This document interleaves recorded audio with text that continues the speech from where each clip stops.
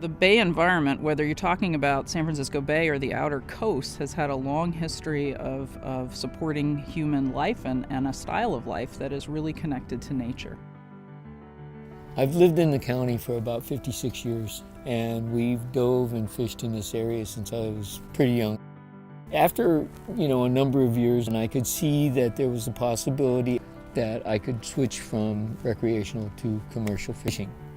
It just opened up the door for me and gave me the opportunity to provide a product to people that I could be very proud of.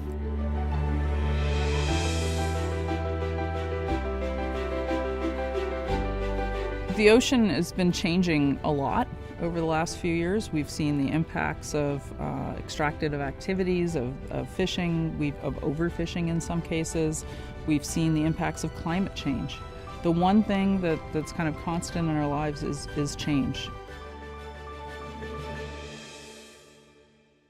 So California has done this extraordinary experiment of creating a network of marine protected areas. Marine protected areas are places where there's some protection for the marine life inside the boundaries of that space.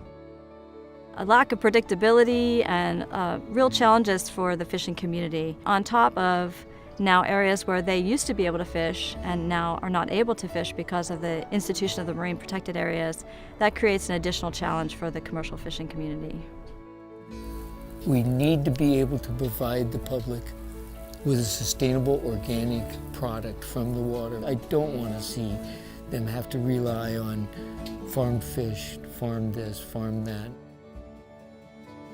The hope is, and the theory suggests, and the data coming in support this idea that over the long haul, this will actually allow people who enjoy spending time in nature in its pristine state and people who enjoy using nature or relying on it for their livelihood will be able to do so for the future. As time's gone on, we've learned to adjust. We just don't want to see more of it taken away, but I understand what is wanted to be done, and realistically, it makes sense. We have a lot of commercial and recreational fishermen that are out here doing it right, and they care a lot about the resource and they want to make sure that it's protected and that people aren't taking what they're not supposed to take. And so I try and have a really good working relationship with the fishermen out here, and I feel like a lot of fishermen do report to me when something isn't right or something needs to be addressed, and that's important because they're really our eyes and ears. The Marine Protected Area Collaborative that is here in Sonoma County, they were set up so that we would have a very local role in supporting and providing feedback for how the marine protected areas are being managed. And we've also strived really hard to connect with the commercial fishing and the recreational fishing community. I just feel like if you're not involved, you're just letting things go, and you need to be there, you need to help. You do try to do whatever you can. In other areas of the world where marine protected areas have been put in and have been valued by those communities, even though there's been resistance initially, we see example after example of benefit.